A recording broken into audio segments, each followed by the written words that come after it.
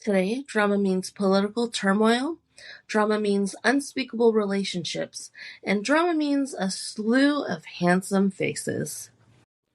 Hi, welcome to DramaMeans. Today we're talking about the 2025 Thai BL series, Shine. And first, a summary. Taking place in 1969, political unrest, student protests, and the free love movement come crashing together as a group of young men try to navigate their complex emotions during a very pivotal time in Thailand's history. So this is the episode we've been waiting to do ever since we talked to the cast of Shine. The big, very large cast of Shine. Yes. As you know, we have met the cast, and we really so very much wanted to love this show. Well, I mean, they were amazingly friendly. It was a great time meeting them. They were super gracious. And the show from the trailer looked epic. I mean, we're talking about period. We're talking about the hippie movement. We're talking about free love and government corruption. There's a lot going on here. So they took a big bite at this apple. Yes, and I think maybe that this apple was way too big. Well, the first red flag to me always is a massive cast. If I ever see a movie, you ever see those movies where the movie poster is 15 different mini faces and they have to put every actor's name on the poster? You're like, uh-oh. The thing is, Beyond Cloud has, their cast. And even with Kin Porsche, they had a giant cast. It's just how that they do things. Okay. I mean, it's a lot. I mean, I think they're picking a very big story to tell. And sometimes the best way to tell a big story is to tell a small part of it, right? I think back to Motorcycle Diaries. You want to tell the story of Che Guevara, but instead of doing a biopic that lasts his entire life, you talk about one summer that kind of shaped his life. I think that's super effective. Here, I felt they tried to tell every story from every side. And I don't know if it really is working. The thing is, it is this series is big aspirations, big ambitions, right? And they have so many characters. They have to tell so many different characters, side of the story. They also want to include a lot of romance, a lot of NC scenes. It's just, and I mean, it's 8 episodes, but each episode is an hour and a half. They're very long episodes, and they start to feel long, which I think is the problem. Yes. If you're going to give me an hour and a half episode, man, that sucker better fly by. It better really move. And these episodes do not move. There are definitely good moments in this. Absolutely. It's just that the in-between, I know they wanted this very, methodical, artistic view of everything. Also telling, a very strong statement series, right? There's, the political stances, the different, sides of things, bringing it into a period where, a lot of different views are clashing. You're talking about, the idea of, bringing a country kind of into the technological age or the industrial age, really, in the 1960s. And also, this is during the height of communism and the Vietnam War and all these sort of things. So these are heavy topics they're trying to tackle. Yeah. And so I do think they kind of went at it in this kind of photojournalistic style. I think even the directing and the cinematography felt really the way they moved the camera, even in wide shots where you would normally lock it off, were very almost like it was shot from a photojournalist, point of view. So yeah. I think they were going for that melodic thing. I think it was just a little too slow for me anyway. I want things to move. I'm always going to say things are too slow. This was especially felt very drawn out. Mm-hmm. It took a while to get anywhere. Yeah. I also think it sometimes has a tonal issue because they want to bring that comedy in to lighten up the mood, but because there are some very heavy topics, But the thing is, when the things are like really heavy, they don't ever really put that much emphasis on it either. Yeah, I mean, I think the biggest swing and miss in this show is that they have these big story moments and they kind of just move through them. Like they don't set them up to pay them off so that they're all effective. Like they do them, they do all the moments, they all just kind of fall a little flat. And I felt like that was kind of the theme of the whole thing. Like it was moments that just fell flat because I didn't feel like I was getting the whole story. I think you said that is like it feels like we're getting just pieces of each story and they're skipping some stuff. Yeah, it's like when you get invested with the characters, and we do, it's not like we don't like the characters. It's not like we don't like the show, and there's some really good aspects of it. It's just that I feel like I'm only getting a percentage of what I'm supposed to be getting. Like I want a full story. I want to feel every single person's like, you know, emotions and their roller coasters and all that, and I'm only getting a little bit of it. And it's like almost like the show's teasing us, and like I know this is going to be like a weird way of me putting it, but I feel like the audience is getting blue balls from Because anticipation and never payoff, or is yeah. that saying? Yeah. Yeah, and I'm like, I want something more. And don't get me wrong, like I'm not using blue balls in a sexual like way, because we get the NC scenes. We get plenty of NC scenes.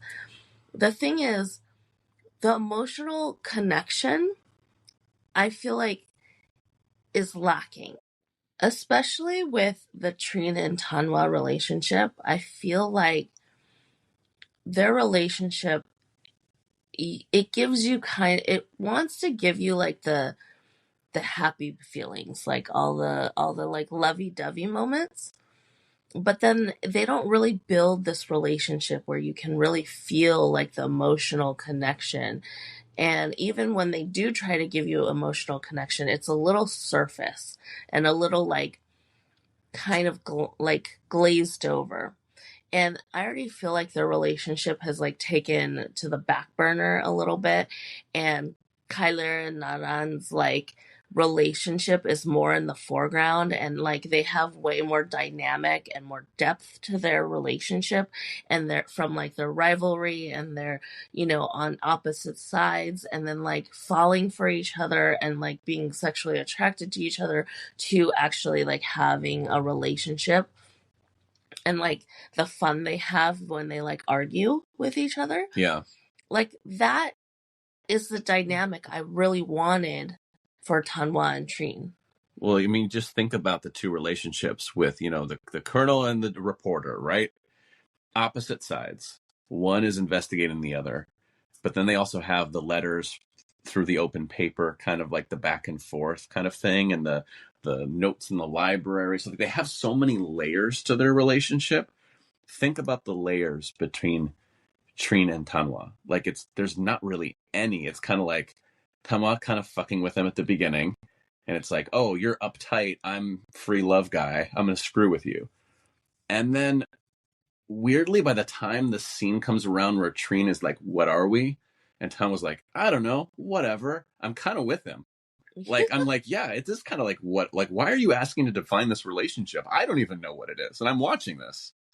Yeah, and it's just, I know that Tanwa is like that kind of like open, like that like easy breezy guy. So you don't really get that like build. But there needs to be more than just like sex between them. And like good times hanging out. Like it's just, it feels so casual. And then suddenly it's serious, or at least it's serious for Trin. Yeah. And I was like, well, wait, when did we cross that bridge? Like, you needed to show me crossing that bridge a little bit. I'm just not here with you yet. Yeah, it needed to show us that they had more emotions for each other than sex and drugs. Yeah. And it was kind of like, I felt like the story they were telling was Tanwa helping Trin, like, relax. You know what I mean? Like, oh, let me, like, get you unbuttoned, right? I wasn't watching a story about let's fall in love. Yeah. So then when Trin's like, oh, are we falling in love? I'm like, no, you were just, you smoked a joint and had a good time. Like, what are you talking about, dude? Yeah, I totally agree. And honestly, like, if you really want to see it like how it really is presented to us, I feel like Beyond Cloud and Shine have used Mile and Appo to push Sun Yuke and Euro Right. as the main leads.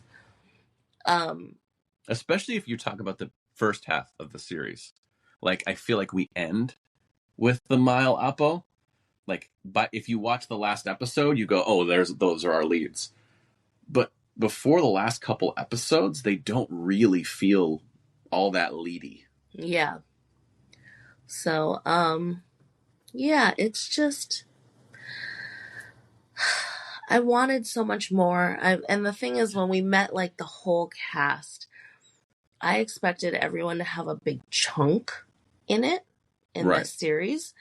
And like, Ope is barely in it. Like JJ, like he's like just Yeah, kind like, of just like saying hi and being groovy. Like he kind of comes around at the end, but like he doesn't really have much to work with most like of the show. honestly, his character, like, other than like spouting off like psychedelic like Wisdom. is, it's just like that's his whole role. And like, and it's like his character's meant to be like laughed at, he's like some kind of, it's like comedic release, but also like philosophies of the world. Well, he's giving off the thematic that we're supposed to be paying attention to, right? The underlying thematic of the relationship or whatever. Yeah, it's just, yeah, I don't think for how big the cast is, I just, even with the other students, like we go home with Victor so much, we don't really go home with any of the other students. And so, when they're kind of going around the horn at the end, I'm kind of like, oh yeah, those guys are in the cast too. yeah, I was like, these other students were just kind of like bit parts in Victor's story. Yeah. And I just expected this to be, more ensemble-y than that, I guess. Yeah, I agree. So, also, this love triangle thing, which, first of all, I hate love triangles. Yeah, pet peeve. Overdone. Yeah, but this is even like, this is so like, sure, it's not really a love triangle, it's like an arrow. Yeah, I mean, obviously, Trin has no real feelings towards Victor in the way that Victor wants the feelings to be. Like, in no way. I think the real issue with the love triangle is the repetitiveness of Victor's story. Is the fact that he just kind of gets, he goes for it, gets shot down, walks away like a sad puppy dog, comes back, goes for it, gets shot down, walks away like a sad puppy dog again.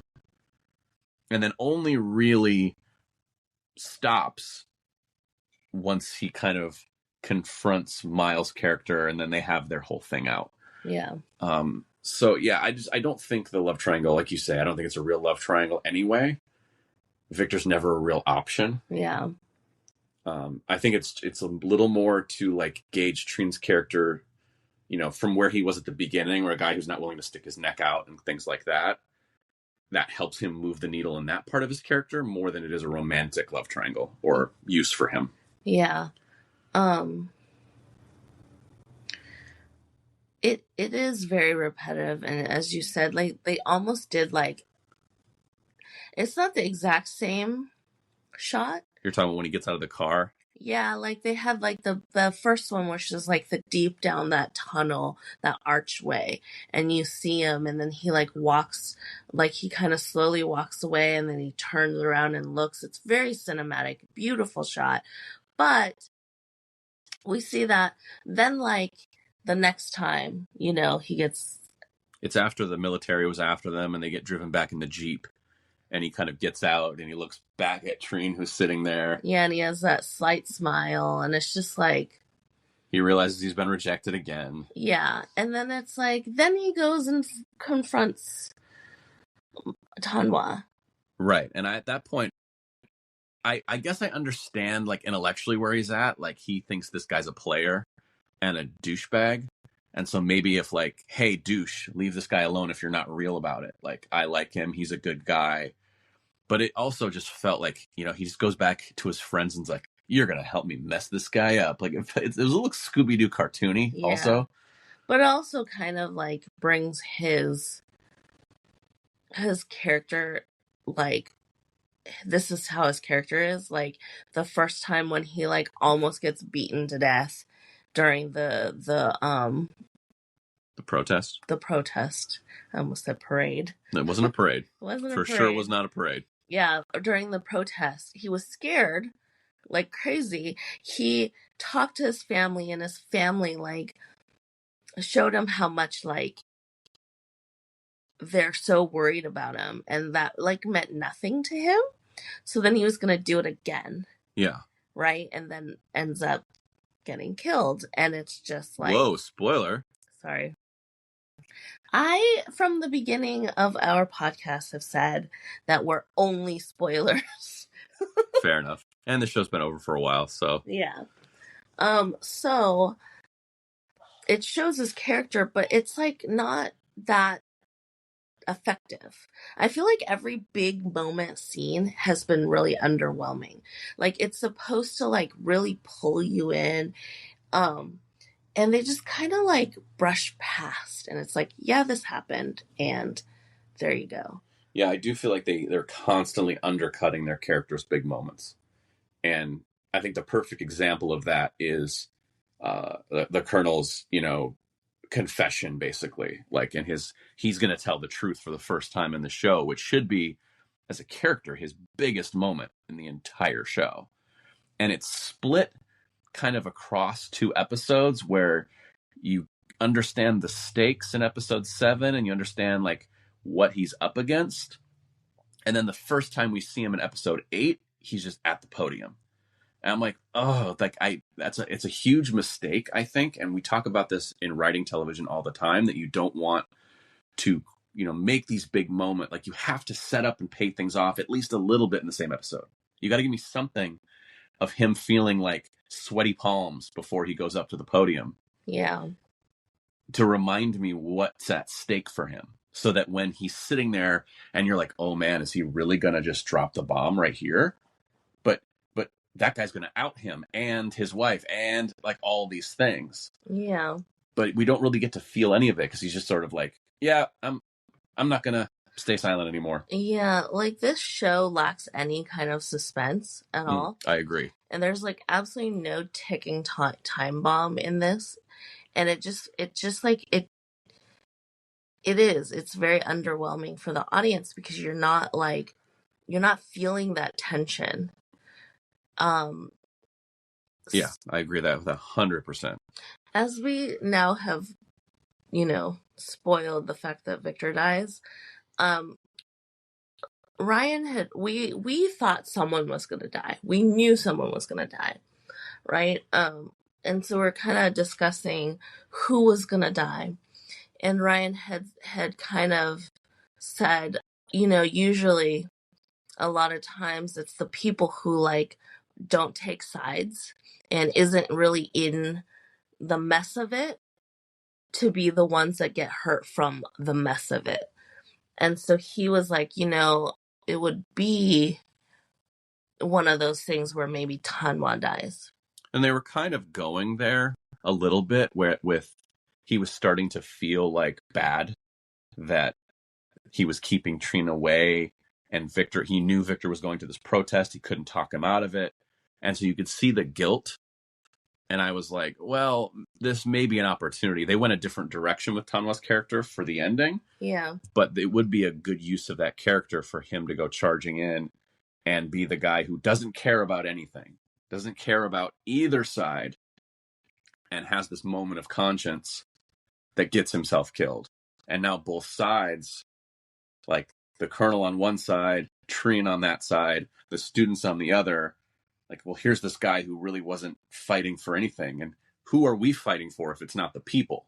You know what I mean? And so, like, to me, that would have tied some things up. I think it would have also made some things messy, possibly. But that's, for me, that's the fun. Yeah. For me, I thought Krailert was gonna You thought die. yeah. I thought he was gonna die. I think he was. For me, I thought he was. He's always been seen the bad guy. He's always been, you know, like on the wrong side of the tracks, you know, and like even though he spoke up for the people, he never did anything for the people, right? And so I think in his last moment of like his rise up moment is that he risks his life for the people. Yeah. I mean, that does feel like it's the end of the show. That feels like a weird place to be in episode 7. Like, weirdly, episode 7 is the wrong time to kill either of these characters.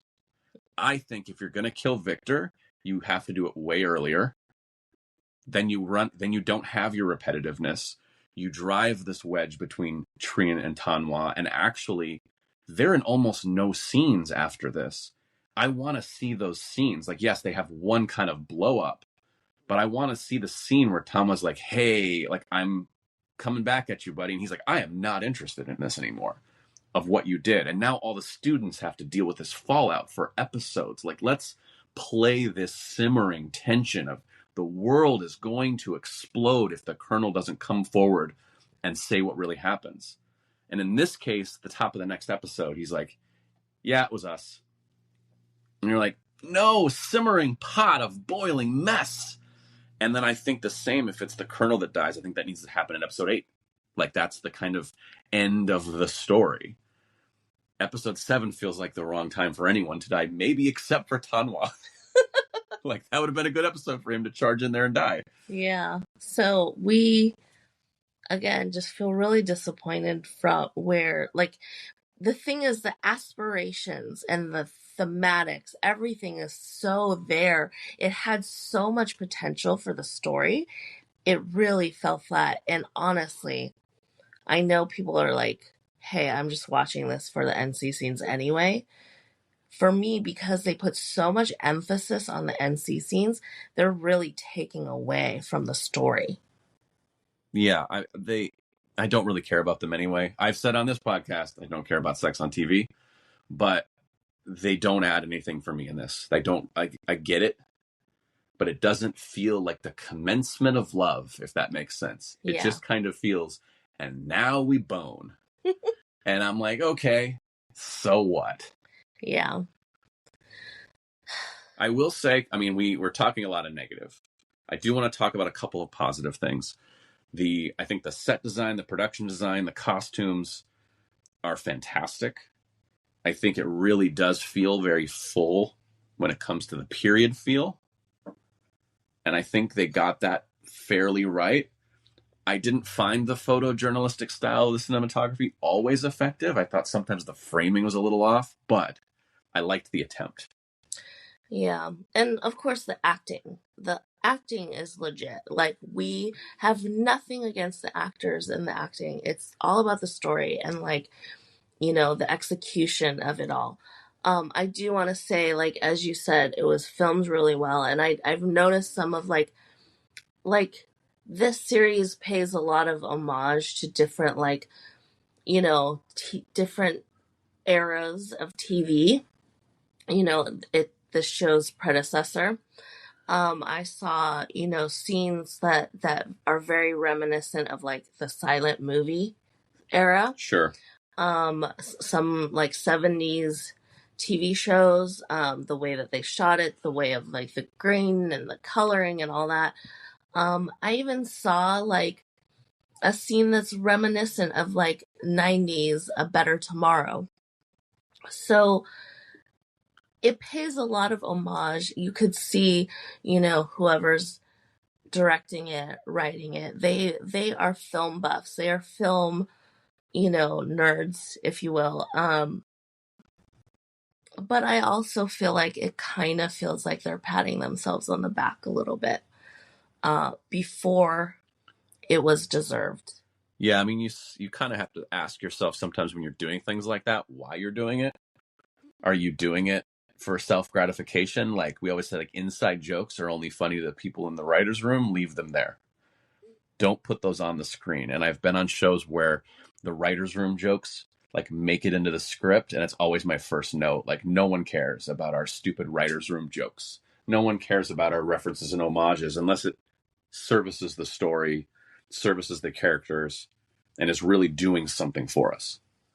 And I think, yeah, there's some motif and some film language that's interesting, but I think you're absolutely right. For the most part, it's just kind of like, yay, you watch movies too. So do I. Yeah. But I do have a question for you about the acting, going back to the acting, because I think everyone in this is very, very good. Even to the point that some of the side characters are very good. I think Tanwa's dad is very good. I think like a lot of these actors are really, really good. Who did you think was the best? Who gave the performance of the show? Honestly, Apple.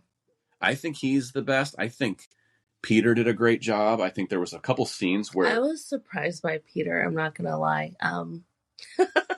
No, I thought there was a couple scenes where I was like chills. I was like, whoa, that's some subtlety where, you know, there was a couple of times where he kind of covered his hurt. And I'm not talking about the tunnel scene. Like I'm talking about there was a moment where he like kind of covered up his embarrassment in this just so subtle, I'm almost going to cry. And then it went away. Yeah. And I was like, ooh, that's good. Yeah. I'm pretty impressed by Peter. During our interview, I was like, oh yeah, okay, he's, you know, this new guy, whatever. And after this, I'm like, oh, I'm glad he was casted. I'm glad, you know, like he did so well with his role, and I was very impressed. But that scene when Oppo is like holding it together, it was the first riot, and he's like having flashbacks of like his previous experience in Paris, and you know, his just seeing all like, you know, the violence that was happening during the protests, and then his worry over Victor, and then he's holding it together. He's like kind of going around, and he's trying to like, he's still hearing everything, and he's trying to man up, if you will, right? And not be totally like losing it. And then the minute he sees Tanwa, he can find someone that he can release everything to. And that moment, and it's that subtle buildup. And this is why I say, like, you don't ever start your scene or your emotion at 100%. You build up to that moment, and it's like seeing Tanwa waiting for him at the house, and then like, you know, like that kind of relief, and then he's like, his eyes start welling, and he's like smiling but crying, and then finally those emotions like get released, and he hugs Tanwa, and it's just like, it's that build up. And so when we watch, you know, shows when like the person walks in the room and they're already screaming at like 120, you know, and I'm just like, that's not acting. No, I agree. Oppo is acting. He is a fucking good actor. Yeah, I think he steals the show. I mean, for most scenes in general, he's in. I think he steals the scenes, and especially the big dramatic scenes are really well paid. And I think what you're talking about is the type of moment we wanted from the show that we just didn't get very much of. We didn't get that buildup and that payoff of that. I think was the most effective way that they did it in the whole show. And I wanted them to repeat that structure for the moments better so they could really feel them. Because when they saw each other, it was electric. Like he had been through so much. And then here comes the release valve. And there doesn't even have to be a word spoken. He's just, I'm here for you, bud. And it's like, please catch me. I don't need a word. And it was acted beautifully by both actors. And I think Oppo was phenomenal in that. But hats off to all the actors. Yeah. We also determined that Oppo's my type. Yeah, apparently Oppo is Ryan's type, for sure. Yeah. That's one sexy bitch right there. He is. He's very, very, very very handsome. You know, I will say, all very looking. They all suffer from handsome disease. Like they're very, very handsome cast. Yeah. And in person too. By the way, these are very good-looking human beings in person. In person, they're glowing. We are like mere mortals. Like when they walk in the room, I'm like, oh, we're not even on the same planet. What are we doing? Nevertheless, I digress. we have to rate it. We do have to rate it. And I'm very, very sorry. Oh, no. I'm very, very sorry. I hate that we met them and then now have to rate it the way we're rating it. So, because they're so nice and they're so generous to, answer our questions and like super respectful towards everybody. But I give it land sickness. Oh, that's harsh. I can't argue with you. You know what? One of the things I was just thinking of when we were talking about how slow the show is and how methodical it is that by the end, because the episodes are so long, it's only 8 episodes, but by the end, I had forgotten where Trin's character began. And when it shows the flashback and he's kind of doing his voiceover and it shows him in Paris with that French woman. Yeah. And I was like, is that this show? Yep. I have forgotten that Krailert had a fucking actor boyfriend that died, like got killed. Oh my gosh. Yes. That's right. That she mentions it in the last episode. Yes. Like the dad, Yeah. like her dad basically got rid of the actor. Yeah, I forgot. Oh my already. God. I didn't even pick that up in the last episode. I was like, what is she talking about? This actor? Like, was the actor also pursuing her? And then the actor had to die because she chose him? I was a little confused. Oh man, that makes so much more sense. Like when she said it, I was like, oh yeah, I forgot about that guy. But like, oh yeah, I fucking forgot about that guy because all the episodes were so fucking long. Yeah, I think you really do. They do themselves a disservice by making it so slow. You start forgetting where we came from. But there were so many scenes that I felt like were kind of unnecessary. But then like during those scenes, they cut the emotional parts out of it. And it was so weird the way that they edited it too. So I'm just like, ugh, I don't know. Land sickness, huh? Land sickness. I'm sorry. I'm fucking sorry. Like, I've never apologized for my rating because I feel my ratings are very just.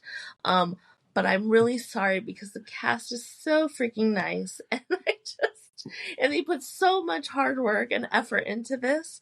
And the acting is so great. But it's just land sickness. Yeah, I mean, I guess I would call it stepping out to get fresh air. I'm with you though. It's hard. That honestly, for me, that does feel high. And maybe it is just the acting, and I'm trying to hold on to some of the scenes I really liked and the performances that I really liked. And there were they have all the ingredients to do it right. And I just feel like they underbaked the cake. Yeah. Like you got everything you need in it. You just didn't leave it in the oven long enough. Yeah. So put it back in the oven and come back. Maybe there's like a re-edit you can do. Cut 3 hours out of the show. No, but like there was so much more that you needed to do though. No, I agree. They skipped some very, very crucial things. And I agree with you with the editing too. Like someone would walk in a room and it's like, oh, you're here. And then they would like cut what is presumably one line of dialogue, which is like, hey, your buddy died. And then they're right back into the scene. And you're like, well, no, if you're going to cut away, you have to cut away and then come back at the height of an emotion or something. Don't just cut the one expositional line of dialogue. Like it's almost like putting a really bright Band-Aid on the gash. You're just like, well, pay more attention to the fact that we cut away from this scene. I don't understand. I think there's some directing mishaps, editing mishaps, and screenwriting mishaps. And I think, unfortunately, it squandered a really, really strong cast. And honestly, probably a strong premise. Yeah, I feel like the premise is so good. I wish it was done right. And now I feel like you ruined it because it's been done now. So if someone else, or if they ever try to do this type of premise commentary, whatever you want to call it, it's like, oh yeah, well, it already existed. Now you're just like, yeah. And I think such a disappointment, because I've never watched something from, you know, the kind of Vietnam War era 60s, you know, free love revolution from the Thai perspective. Like, what was going on in that part of the world? We know what was going on in our part of the world with the protests, the war protests. You know, Hollywood was, you know, the Jane Fonda, the POWs. You have all these things that we know happened in our country. And I was really excited to go, oh yeah, like they were right there. And we're going through also kind of this industrial revolution of trying to modernize their country. There's so much going on. I was so interested in the subject matter. I wanted to see it from their point of view. But what I kept feeling in the show was, well, maybe I'm not feeling this because I'm not Thai, and this isn't my history. They didn't bring me into their history, you know? Like, I just couldn't. I'm like, you're not giving me enough to make me really feel this and like sympathize with everyone. And I don't have it baked into my brain because I'm from here. That's just a natural thing. It's the same thing watching a biopic from anywhere else. Is that history's not baked in. I'm showing up to learn. And I don't think you did a good job of teaching me that much. yeah. Because I feel like the emphasis wasn't really there. Yeah. 100%. Well, that's a little bit of a bummer. Yeah. But Appo's really hot. He's very hot.